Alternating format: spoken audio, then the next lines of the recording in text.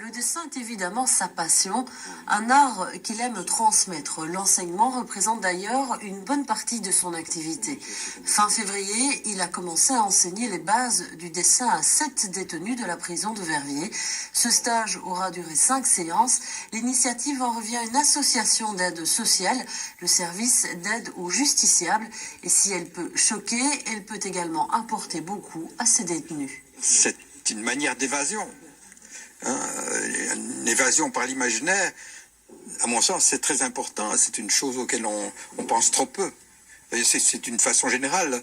La culture et la prison, ça va pas très bien ensemble. Et je crois, et la nouvelle loi pénitentiaire insiste justement sur le droit qu'a le détenu de participer à un certain nombre c'est les droits humains, quoi. Et les droits à la culture existent pour leur ouvrir, les aider peut-être à supporter la prison et aussi les aider peut-être dans l'avenir à une réintégration, on l'espère. La créativité permet de s'exprimer, de pouvoir faire des œuvres, des choses, exprimer les sentiments par la créativité.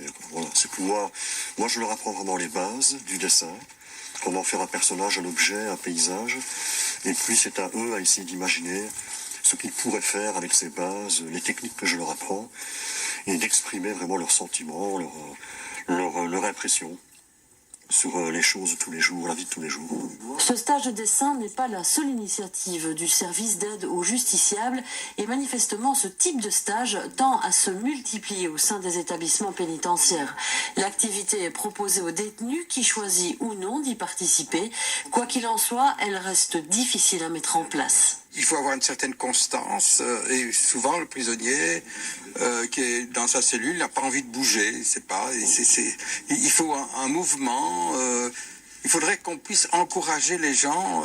Il faudrait que ça soit un peu dans la tâche des surveillants, des agents pénitentiaires, d'être aussi des éducateurs et d'aussi encourager les détenus à faire un certain nombre de choses. Du côté des détenus participant au stage, on se dit très intéressés et demandeurs de ce type d'activité. Cependant, pour eux, l'expérience est trop courte et surtout encore trop rare. Certaines de leurs réalisations s'intégreront dans l'exposition Cube au carré qui se tient actuellement au Musée des Beaux-Arts de Verviers.